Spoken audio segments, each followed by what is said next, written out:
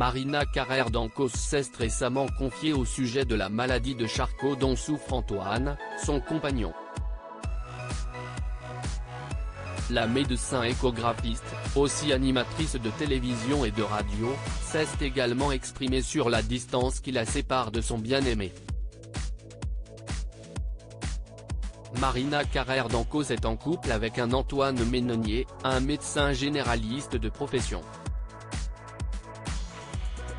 Le 5 septembre dernier, l'échographiste et animatrice de télé se confiait sur France Inter au sujet de la maladie de Charcot dont souffre son compagnon, une pathologie neurodégénérative dont l'espérance de vie moyenne est de 3 à 5 ans. L'animatrice du magazine de la santé proposera d'ailleurs le mardi 26 septembre prochain, sur France 5, un documentaire sur la fin de vie et le droit de mourir intitulé Fin de vie, pour que tu aies le choix. Il y sera d'ailleurs, entre autres, question du quotidien de son compagnon et de celui d'autres malades.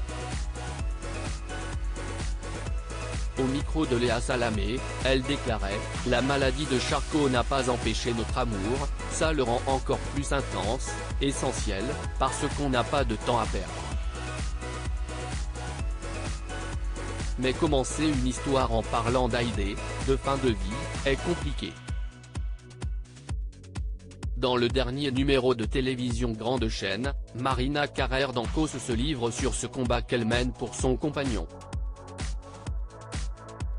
Sur cette belle histoire d'amour, Marina confie que ça semble un peu fou et décrit Antoine comme un mec très touchant et séduisant. J'ai d'ailleurs réfléchi pendant quelque temps, mais elle s'est imposée comme une évidence. On s'est lancé dans cette histoire d'amour avec l'avenir devant nous, et on ne sait pas ce qu'il nous réserve, assure-t-elle.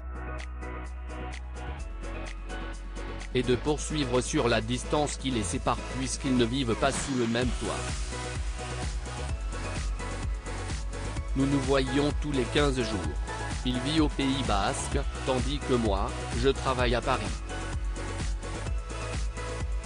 On ne passe pas notre temps à penser qu'un jour la maladie sera plus forte, on la laisse de côté, insiste Marina Carrère d'Ancos. Avec son documentaire, cette dernière assure vouloir faire bouger les mentalités sur la fin de vie. Elle se souvient d'ailleurs de leur rencontre symbolique en mars 2022, quand nous nous sommes rencontrés, il venait me proposer de réaliser un documentaire sur la fin de vie. Atteint lui aussi de cette maladie, il voulait faire changer la loi française. À l'époque, le documentaire ne s'était pas fait, mais quand j'ai décidé d'en réaliser un, je lui ai demandé d'y participer. Et il a accepté. Je mène aussi ce combat pour lui. Depuis, les proches de l'animatrice du magazine de la santé ont rencontré Antoine qui l'apprécie. Ça se passe très bien. J'ai des enfants très simples, et qui acceptent mes choix. Ils n'ont pas essayé de me dissuader, indique-t-elle toujours à nos confrères.